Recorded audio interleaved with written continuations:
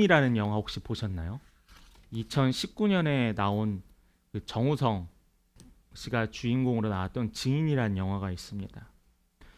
이 증인에 나오는 이 주인공의 직업은 변호사고요. 또 한 소녀는 자폐를 가진 소녀였습니다.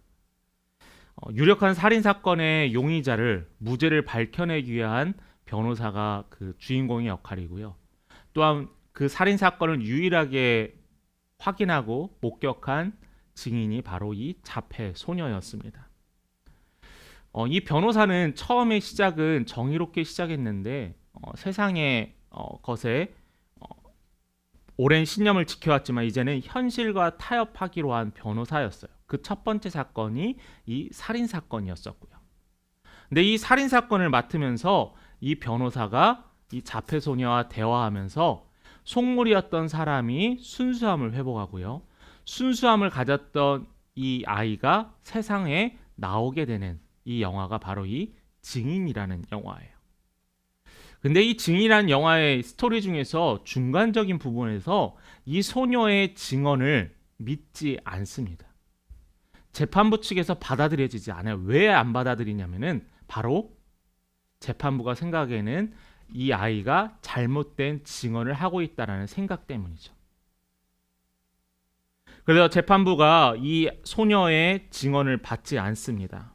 왜냐하면 증언의 무게는 크거든요.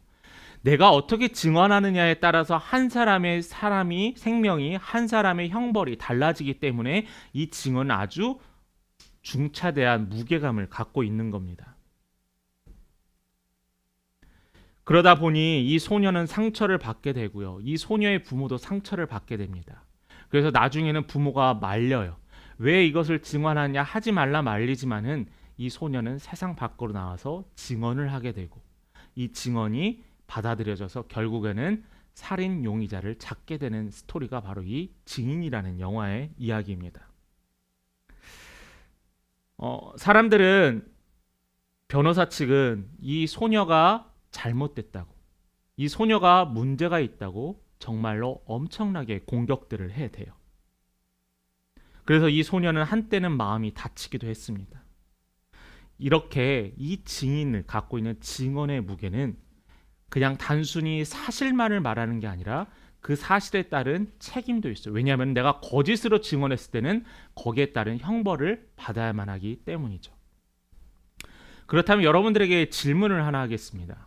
어떤 질문이냐면은 여러분들은 예수님의 부활의 증인이 되십니까? 여러분들은 증언을 하기 위해서 얼마만큼 예수님을 알고 계십니까?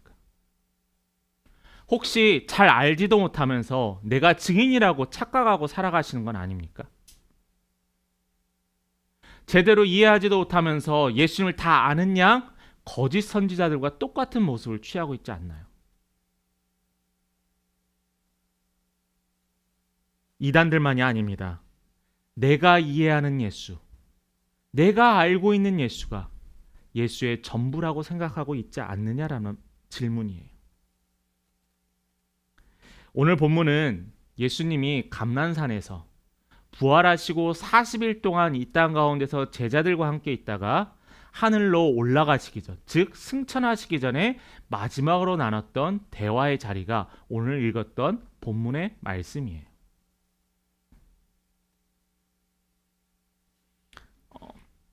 우리가 이 본문의 말씀을 보면은 예수님께서 제자들에게 말하는 것은 딱 하나예요.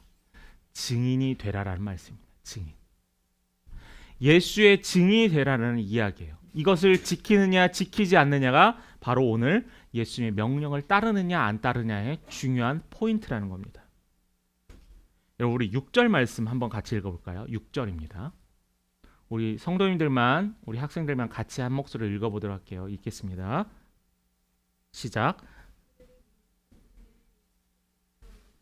주께서 이스라엘 나라를 회복하심이 이때이니까 하니. 자, 예수님의 제자들이 예수님과 함께 자리에 앉았는데 예수님께 질문을 했어요.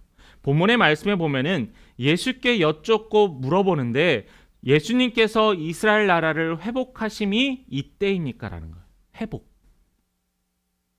제자들이 왜 이러한 질문을 했을까요? 과연 예수 떠나가시면은 이 회복이 이루어질 수 있을까요? 저는 이 이야기를 하는 제자들의 마음에는 뭐가 있냐면은 다급하고 조급한 마음이 있어요. 예수님이 우리를 떠나가신다는데 우리가 바라는 회복이 이루어지지 않으면 어떡할까? 방금 얼마 전까지만 해도 예수님을 믿는 사람을 잡아 가두던 사람들이 있었는데 혹시 예수님이 떠나가면서 우리를 혹시 잡아가려 하지 않을까라고 하면서 제자들은 두려워하고 있어요.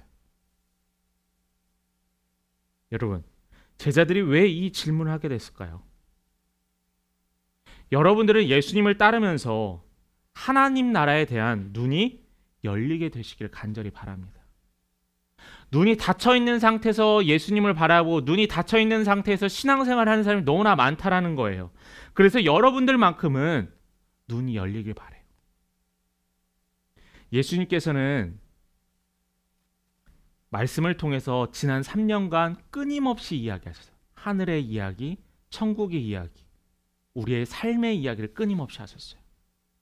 부활하시고 40일 동안도 끊임없이 이야기하셨습니다. 40일 동안 제자를 만나면서 하나님 나라가 어떤 것인지, 하나님 나라는 어떤 것인지에 대해서 끊임없이 가르치시고 확인하셨는데 예수님께서 마지막 이야기의 대화의 자리도 여차없이 바로 이 예수의 말씀에 대해서 이야기하는 거예요.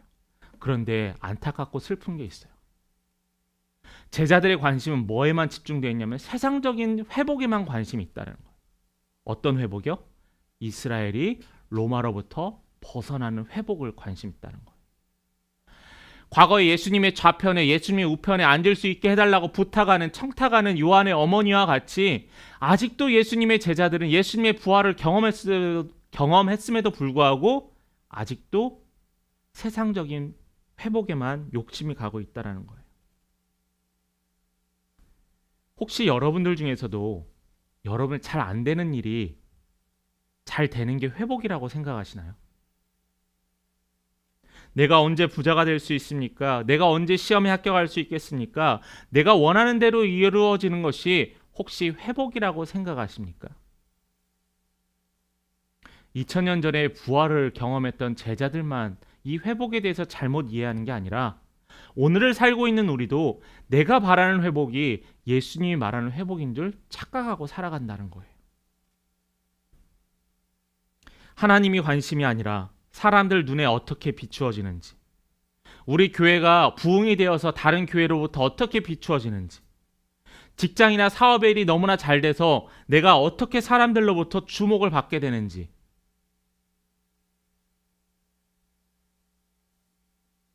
내가 혹시 그런 마음을 품고 살아가지 않는지 우리는 확인해 봐야 돼요.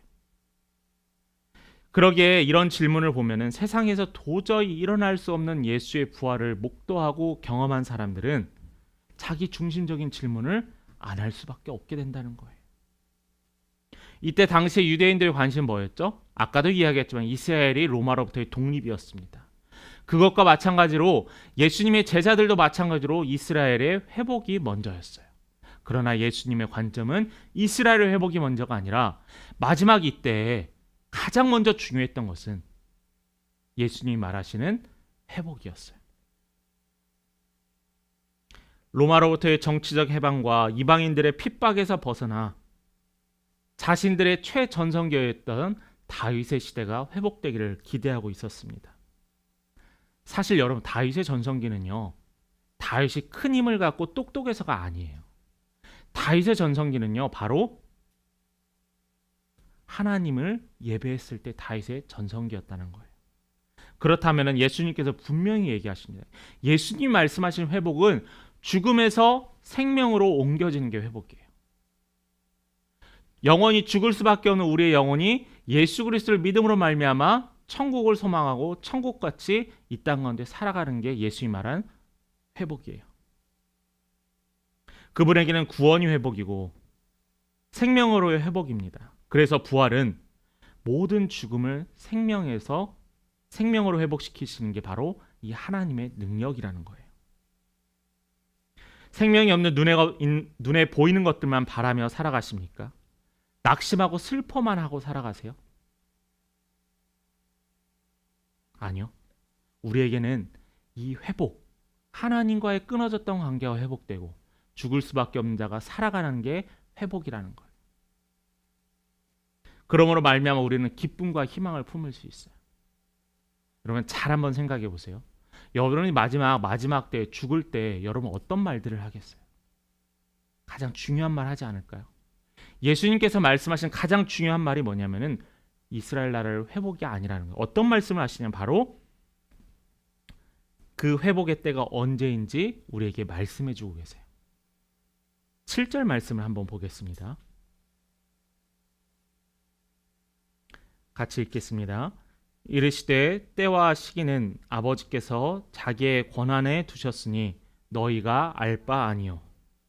요즘 우리 젊은 친구들 알 바 아니잖아 그런 말 많이 하잖아요. 예수님께서는 여기에서 뭐라고 하시냐면 너희들이 때와 시간에 대해서 고민하거나 스트레스 받을 필요가 없다라는 거예요. 과거의 제자들처럼 저도 하나님께 또 여러분들도 궁금해하는 주제예요. 도대체 언제까지 하나님 제가 기도해야 될까요? 라고 궁금해합니다. 하나님 왜 저를 위해 일하시지 않는 것 같죠? 라고 하나님께 질문해요. 그래도 또 어떤 분들은 조금 의미 있게 질문합니다. 내 시간과 하나님의 시간이 내가 바라는 때와 하나님이 바라시는 때가 맞지 않으면 어떻게 해야 될까요? 라고 궁금해요. 지금 여러분 현재도 아마 그렇게 궁금해하실 거라고 생각을 합니다. 그런데 여러분 전 이런 말 들을 때 안타까워요. 왜냐하면 이미 예수님께서 답을 해주셨거든요. 하나님께서 이미 우리에게 답을 해주셨거든요. 뭐라고요? 때와 기한은 누구에게 있다고요? 하나님께 있다라는 거예요.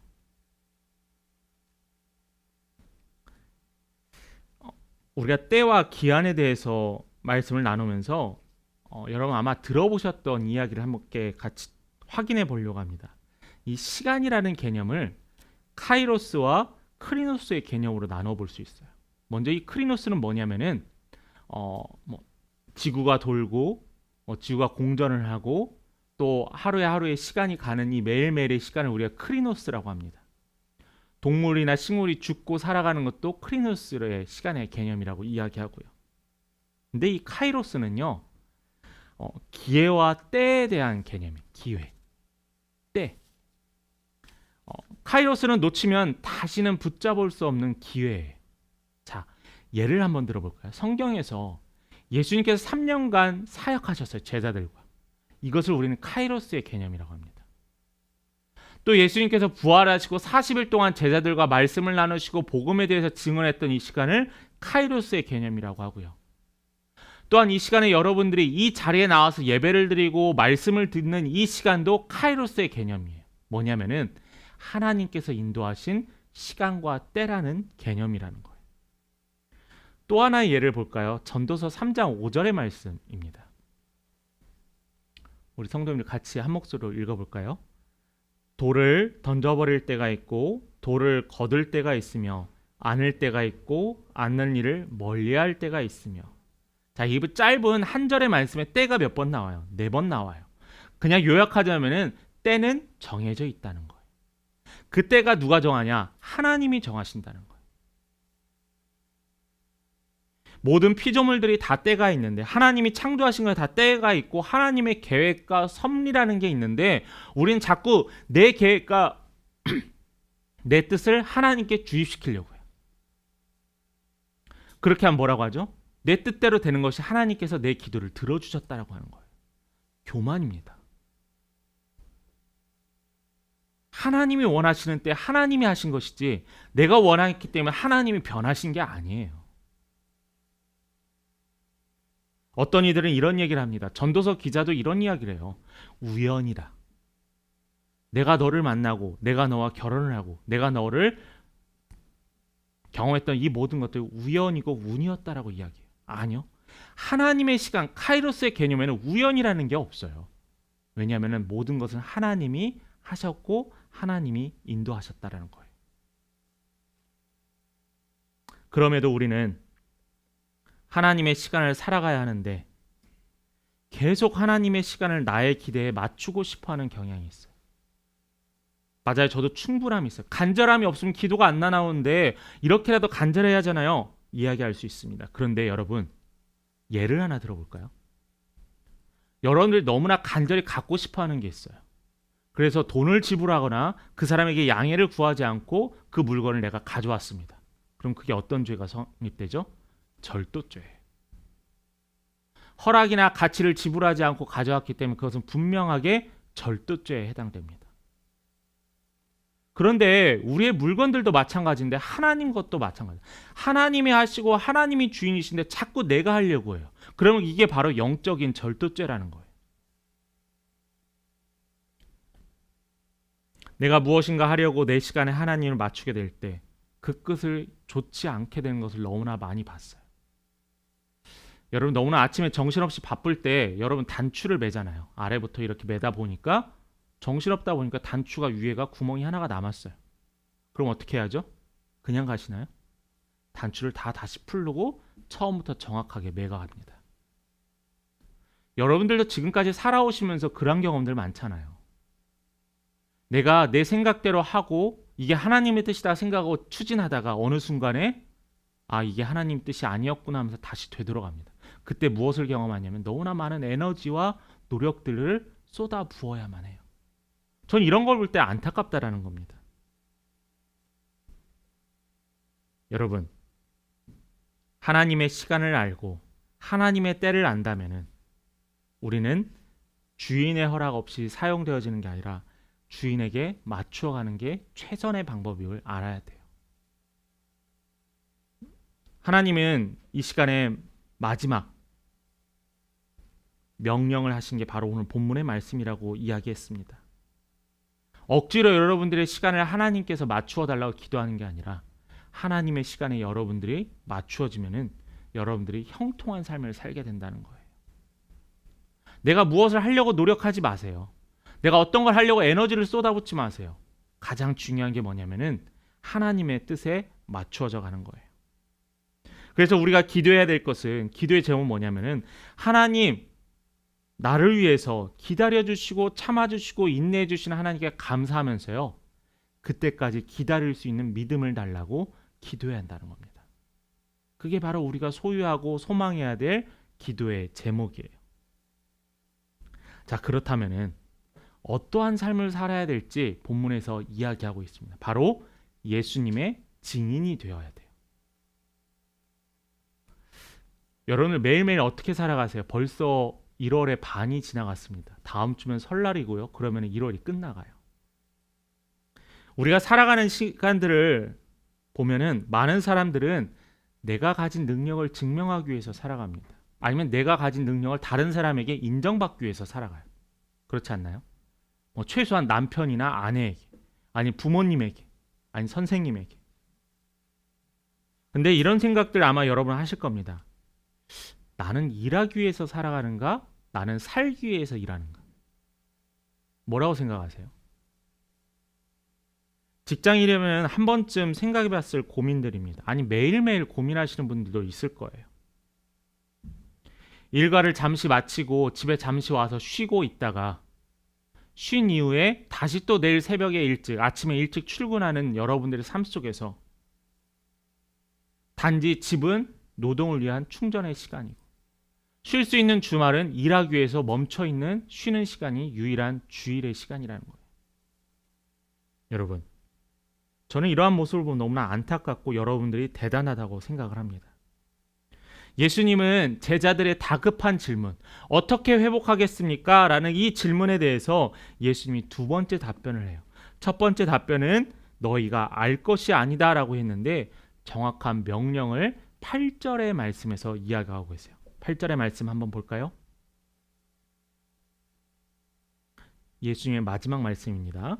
같이 읽습니다. 오직 성령이 너희에게 임하시면 너희가 권능을 받고 예루살렘과 온 유대와 사마리아와 땅끝까지 이르러 내 증인이 되리라 하시니라. 여러분, 여기에서 이해가 되지 않는 답변을 하세요. 내 증인이 되래요. 그런데 아까도 이야기했지만 여러분들이 마지막 때 어떤 이야기를 하고 싶으세요? 사람들은 마지막 때 이런저런 친구에게도 가족에게도 자녀에게도 이런저런 이야기를 합니다. 그런데 예수님은 간결하셨어요. 단순했어요. 뭐냐면 증인이 되라라고 하신 거예요. 예수님이 지난 시간 동안 수많은 말씀을 하고 모든 것에 가장 압축적이고 요약되어 있는 한 단어로 표현하자면은 증인이 되라라는 말씀이에요. 그만큼 중요하고 그만큼 소중한 말씀이 오늘 방금 읽었던 본문의 말씀이에요. 왜 예수님께서 길게 이야기하지 않고 예화로 이야기하지 않을까? 왜냐하면 명확하니까요. 그런데 조건이 있습니다. 성령이 너희에게 임하면, 성령이 우리에게 임하면 우리가 권능을 받는다라고 이야기했어요. 성령이 우리에게 임하면 권능을 받고 능력을 받는다라고 이야기를 했습니다. 예수님이 증인이 되라고 했어요. 예수님이 증인으로 살 수 있게 되었습니다. 어떻게요? 성령이 우리에게 임하시면. 그러므로 우리는 성령 세례, 성령의 권능을 받아 예수의 증인이 되어야 합니다.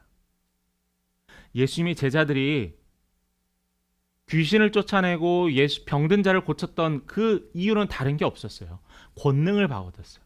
예수님께서 부여하시고 하나님께서 부어주신 권능을 받았더니 병든 자를 고치시고 또 귀신을 쫓아냈거든요. 우리가 증인이 되기 위해서는 성령을 받아야 돼요. 성령을 받으면 증인된 삶을 살 수 있다는 게 오늘 예수님의 말씀입니다. 성령을 구하는 것은 다른 이유가 아니에요. 우리가 권능 받기 위함입니다. 우리가 능력 받기 위함이에요. 예수님의 제자들이 변했습니다. 성령이 임하시더니 예수님의 제자가 변했어요. 성령이 임하시면 여러분들의 시선이 변하고, 성령이 임하시면 여러분들의 눈이 변하고, 성령이 임하시면 여러분들의 담대함이 생겨요. 제가 중고등학교 때 저희 지역이 지방이었는데 군산이었는데 한 교회에서, 큰 교회에서 지역의 찬양을 좀 활성화하기 위해서, 젊은이들 활성화하기 위해서 매 주마다 찬양팀을 초청을 했어요.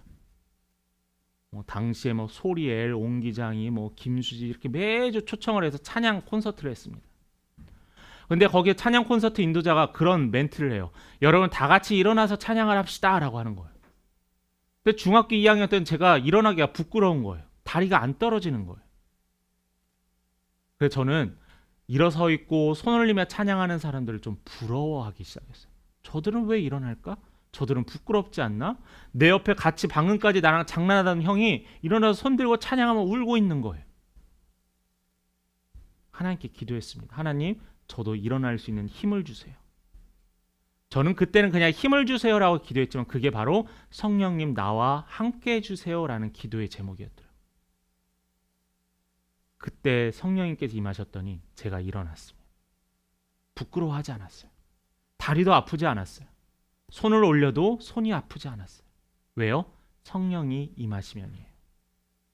여러분들의 삶도 마찬가지예요. 여러분들에게도 성령이 임하시면은 능치 못할 게 없다라는 겁니다.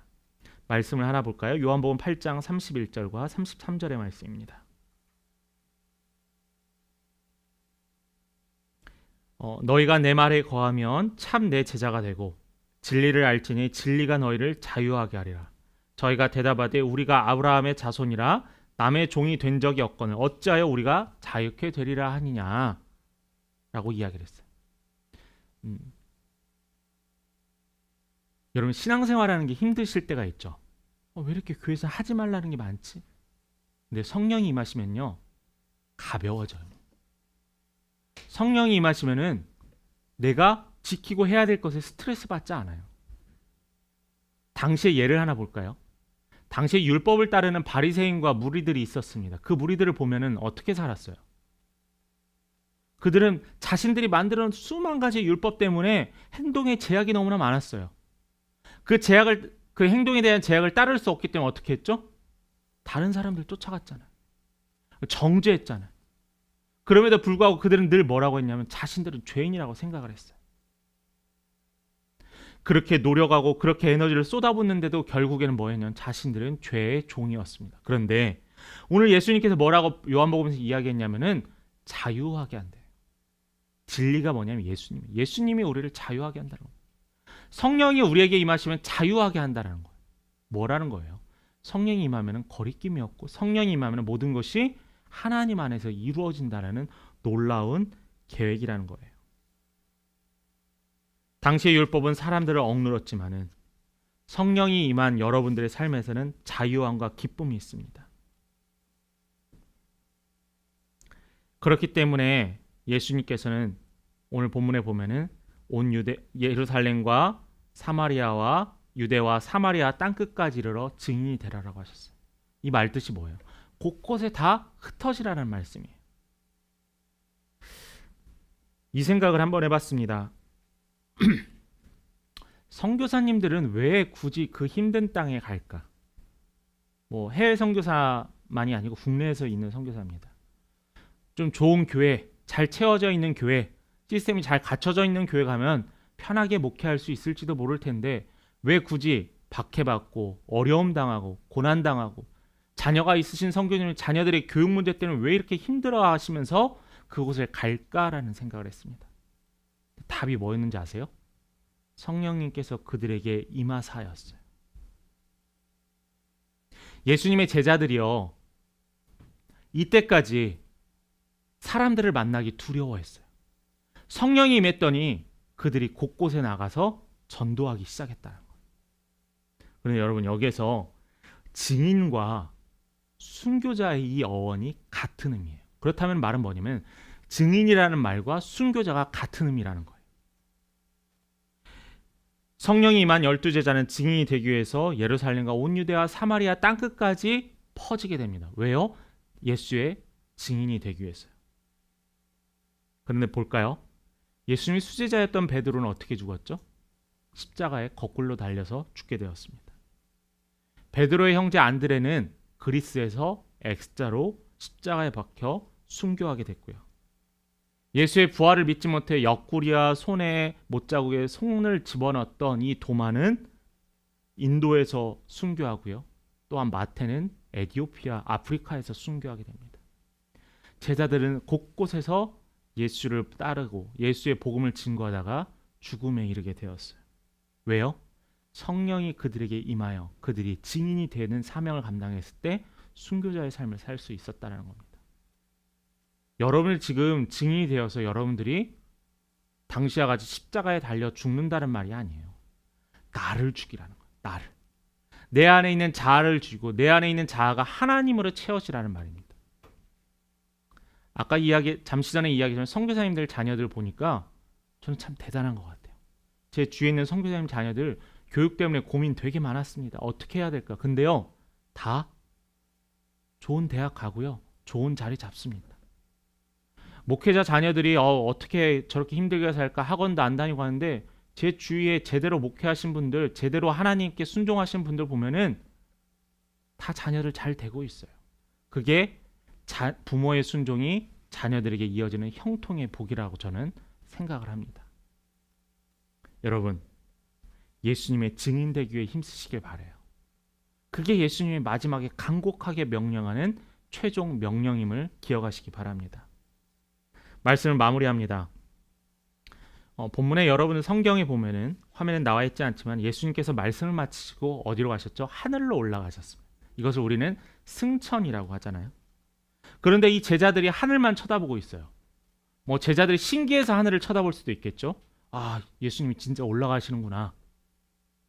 아니면 제자들이 불안한 마음으로 하늘을 쳐다볼 수 있습니다. 예수님이 가시면 우리 어떡하지? 우리 또 다시 고난당하고 사람들이 우리를 잡으러 오는 거 아니야? 라고 두려워해서 하늘을 쳐다볼 수도 있어요. 그런데 하늘만 쳐다보고 있는 그때에 흰옷 입은 두 사람, 즉 천사가 그들에게 나타났습니다. 그러면서 그들에게 너희들이 그대로 올라가신 예수님이 다시 그대로 오신다라는 약속을 하세요. 여러분, 능력은 하나님께 있습니다. 우리가 예수님께서 가라는 명령에 순종하고 가기만 한다면 하나님께서 길을 열어주세요. 내가 발버둥 치고 내가 아프고 고민하고 스트레스 받으면서 어려움 갖는 게 아니라 하나님께서 그 길을 열어주신대요. 그래서 우리는 그 길을 따라가기만 하면 된다라는 거예요. 왜요? 성령님께서 임하셨기 때문에. 그래도 두려우십니까? 불안한 인생길, 연약한 믿음 불안해하지 마세요. 하나님께서는 도우시는 성령님을 이미 우리에게 보내주셨습니다. 왜냐하면 이 시간에 여러분이 예배드리는 시간, 이 시간에 여러분이 찬양하는 여러분의 목소리, 이 모든 것들이 바로 예수님께서 여러분들 위해서 성령님께서 함께 하신다는 증거예요. 여러분 주저하지 마세요. 예수님의 증인되는 삶 여러분 주저하지 마세요. 하나님을 드러내기 위해서 여러분 살아가시길 바랍니다. 내 안에 성령이 계시면은 성령을 통하여 자유하시고요. 이 자유함을 통해서 담담하게 예수를 증거하는 여러분 되시길 바랍니다.